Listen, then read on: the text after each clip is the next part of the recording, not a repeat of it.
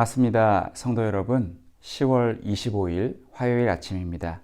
오늘 본문 말씀은 사무엘하 21장 15절부터 22절까지 말씀입니다.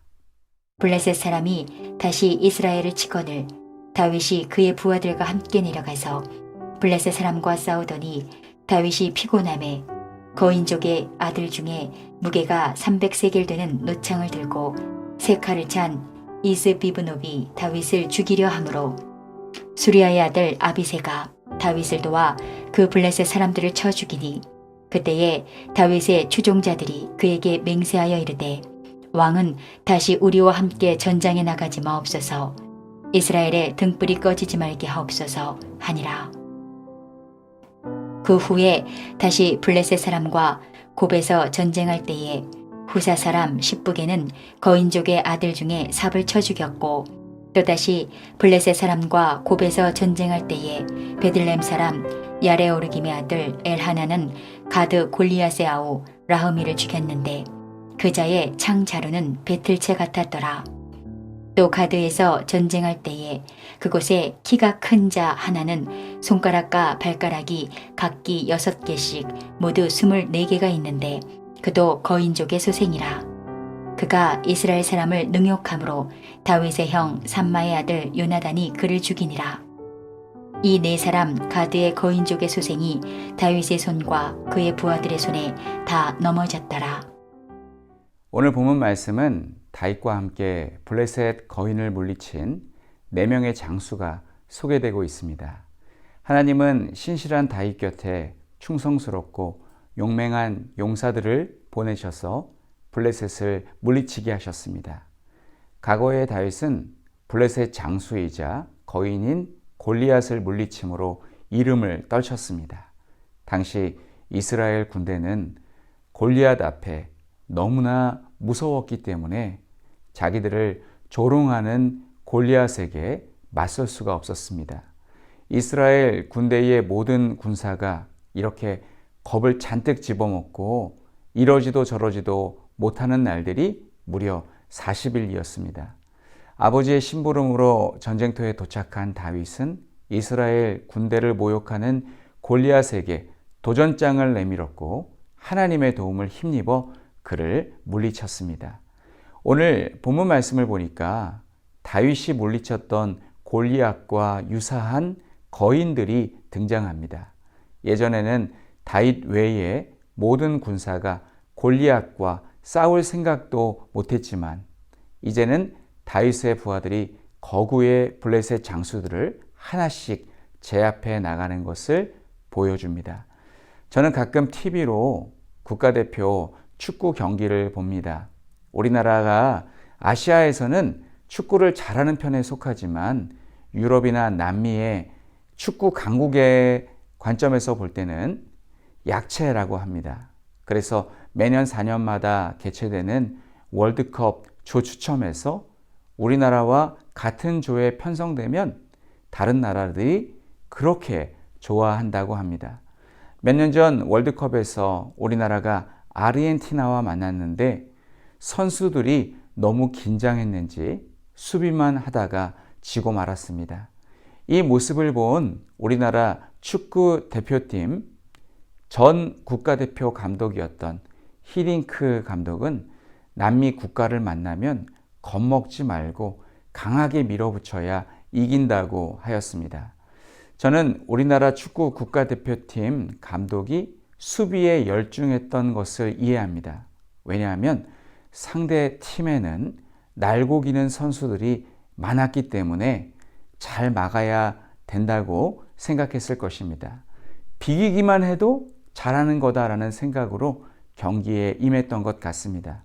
그러나 축구는 1대1 경기가 아니라 11명이 원팀이 되어 겨루는 경기이기 때문에 조직력이 잘 갖추어져 있으면 어떤 팀과 붙어도 이길 수 있습니다. 2002년 우리나라 국가대표팀이 4강 신화를 이루어내지 않았습니까? 오늘 본문에 등장하는 블레셋 장수들도 보통 사람들에 비해서 기골이 장대하고 힘이 세었기 때문에 다윗의 부하들은 위축될 수밖에 없었습니다. 그러나 그들은 과거 이스라엘 군사들 같지 않았습니다. 그들은 용맹하였고 자신감이 있었습니다. 무엇보다 신앙이 있었던 것 같습니다. 하나님께서 우리와 함께 하시니 두려울 것이 없다라는 믿음을 가지고 전쟁에 임하니 아무리 크고 강한 블레셋 장수라도 제압할 수 있었습니다. 영웅과 같은 4명의 용사의 이름은 다음과 같습니다. 첫째, 아비새입니다. 아비새는 다윗을 죽이려 하는 이스비브놉을 쳐 죽였습니다. 이스비브놉은 무게가 300세겔 되는 노창을 휘두르고 3칼을 차고 있었습니다. 300세겔은 약 3.4kg으로 힘이 센 사람이 아니면 컨트롤하기 힘든 무게입니다. 그러나 키가 크고 동작이 큰 사람은 빈틈이 많습니다. 아비새는 이 약점을 이용하여 그를 죽일 수 있었던 것 같습니다. 그가 다윗을 죽이려 하자 그를 죽여서 다윗을 구원하였습니다. 다윗도 용맹한 장수였지만 나이가 들어서 예전 같지 않은 것 같습니다. 이 모습을 본 부하들은 다윗에게 앞으로 전쟁터에 나가지 말라고 합니다. 왜냐하면 당신은 이스라엘의 상징적인 존재로서 이스라엘의 등불이기 때문이라고 합니다. 두 번째 용사는 십부게입니다. 곱에서 거인족의 아들 삽이 공격해오자 십부게가 그를 물리쳤습니다. 세 번째는 엘하난입니다. 골리앗의 아후 라흐미가 공격해오자 이번에는 엘하난이 그를 죽였습니다. 라흐미가 휘두르는 창자루가 배틀째 같다고 한 것을 보아 골리앗의 동생인 라흐미는 골리앗과 거의 비슷한 거구였던 것 같습니다. 네 번째는 요나단입니다. 가드에서 전쟁할 때 그곳에서 키가 큰 자 하나가 손가락, 발가락이 모두 24개였었던 거인이 있었지만 그를 요나단이 해치웠습니다. 이와 같이 4명의 거인이 이스라엘을 공격해 왔지만 4명의 용맹한 다윗의 부하들이 그들과 맞서 싸워 이겼습니다. 사랑하는 성도 여러분, 우리는 보잘것없는 미약한 자들입니다. 우리는 매일 넘어지고 매일 실수합니다. 그래서 우리는 우리 스스로를 과소평가합니다. 우리는 세상을 못 당해. 세상에는 날고 기는 사람들이 많아. 우리는 너무 유약해 라고 생각합니다. 그렇지만 우리에게는 하나님이 계십니다. 하나님은 우리를 존귀하게 여기시고 우리를 다윗의 부하들처럼 용맹하게 만들어 주십니다. 그래서 우리는 자신감을 가지고 담력을 가지고 이 세상을 살아가야 합니다. 그렇게 세상을 향해 나아갈 때 우리는 승리할 수 있을 줄로 믿습니다. 하나님을 의지함으로 세상에 주눅들지 아니하고 늘 승리하는 삶을 사시는 우리 모든 성도님들이 되시기를 간절히 축원합니다.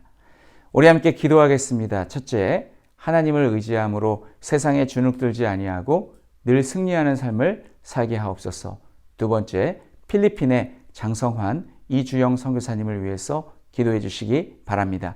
동역하는 교회가 지역사회의 빛과 소금의 역할을 잘 감당하도록 현지 지도자들을 믿음 안에서 잘 세워가게 하시고 늘 기쁨이 충만한 사역이 되도록 공부 중에 있는 자녀들이 귀한 비전을 가지고 잘 준비하도록 위해서 기도해 주시기 바랍니다. 우리 함께 기도하겠습니다.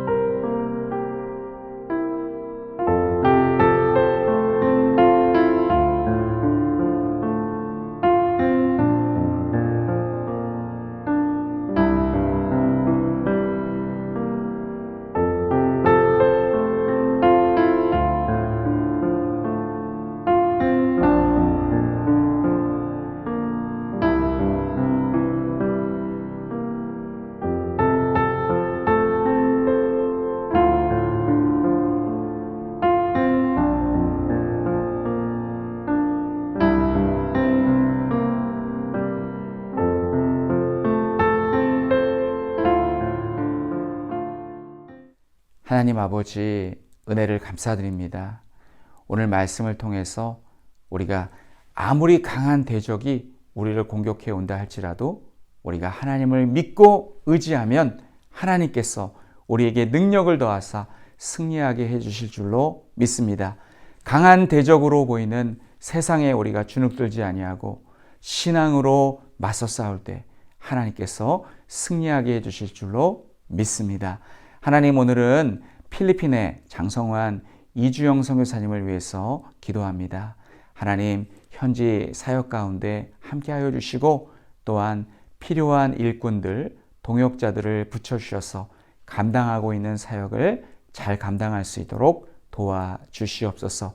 하나님, 오늘도 우리에게 새날을 주심을 감사합니다.